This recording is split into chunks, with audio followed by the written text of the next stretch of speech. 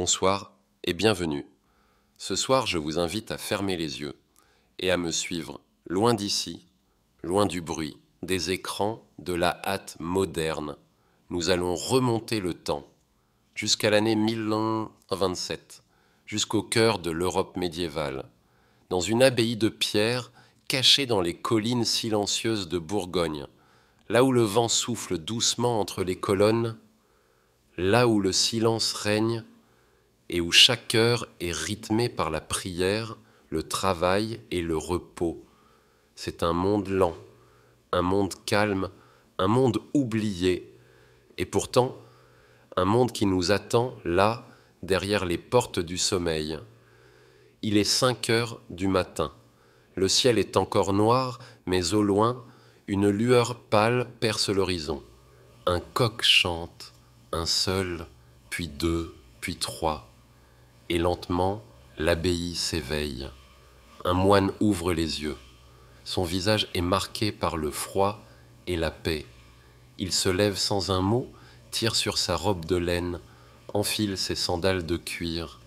Il n'a pas de miroir, pas de montre, pas de téléphone. Seule la cloche compte. Et justement, elle sonne, une cloche grave, lente, 1, 2, 3 fois. C'est l'heure des matines, la première prière du jour. Dans la pénombre, les frères quittent leurs cellules. Leurs pas résonnent sur la pierre froide du couloir. Ils avancent en silence vers l'église. L'église est froide, l'encens flotte encore dans l'air. Les moines s'installent dans les stalles en bois. Certains ferment les yeux, d'autres lisent les psaumes à voix basse. Une voix s'élève, puis une autre. Un chant grégorien, lent et profond. Les murs de pierre le renvoient en écho. Il n'y a pas de précipitation. Ici, tout est rituel, tout est paix. La prière dure 1 heure, peut-être 2. Le temps est fluide, il n'y a pas d'urgence.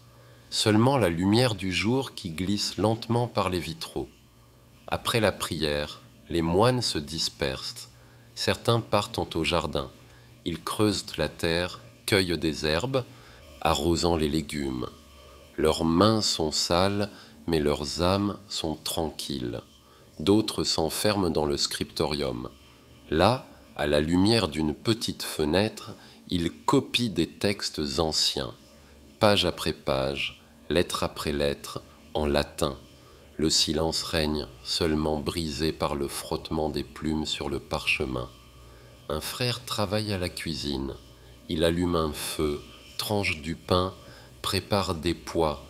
Tout est simple, tout est lent. Il n'y a pas de bruit, seulement le craquement du bois, le chant lointain d'un oiseau, le souffle du vent. À midi, la cloche sonne à nouveau.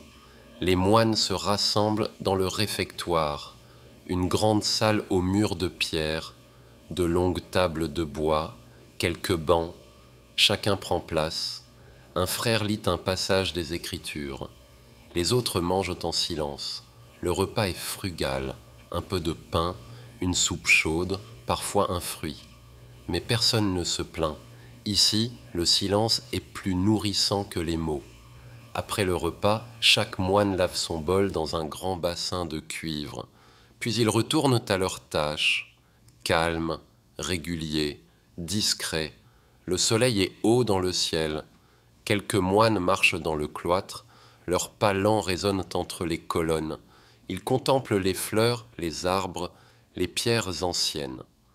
Un frère s'occupe du jardin des simples, un carré d'herbes médicinales. Il coupe de la sauge, de la menthe, de la camomille. L'odeur est douce, apaisante. Un autre moine taille une chandelle en cire d'abeille. Un autre encore répare une sandale, recoude une manche, rapièce une couverture. Tout est manuel, tout est humble. Vers 18 heures, la cloche sonne les vêpres. Le soleil commence à décliner. La lumière devient dorée, chaude, puis orangée. Dans l'église, les ombres s'allongent. Les moines reprennent place dans les stalles. Le chant reprend, lent, profond, immobile. Certains ferment les yeux, D'autres regardent fixement la flamme d'une bougie.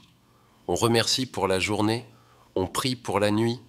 Le silence, encore une fois, prend toute la place. Après la prière, un repas léger est servi. Du pain, un peu de fromage, une infusion chaude. Les moines parlent peu ou pas du tout. C'est le début du grand silence qui durera jusqu'à l'aube. Chacun regagne sa cellule. Une petite pièce de pierre nue, avec un lit, une table, une croix, un monde réduit à l'essentiel. La nuit tombe, le vent souffle doucement sur les toits. Dans leur lit, les moines ferment les yeux. Leur respiration est calme. Le sommeil vient sans bruit. Dehors, la lune brille sur les collines. Un hibou ulule dans le lointain. Tout est paisible, tout est silence.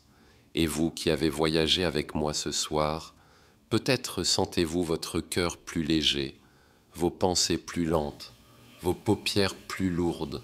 Il est temps de dormir, de quitter ce monde de pierre, de silence, de paix, et de rejoindre le vôtre, celui des rêves.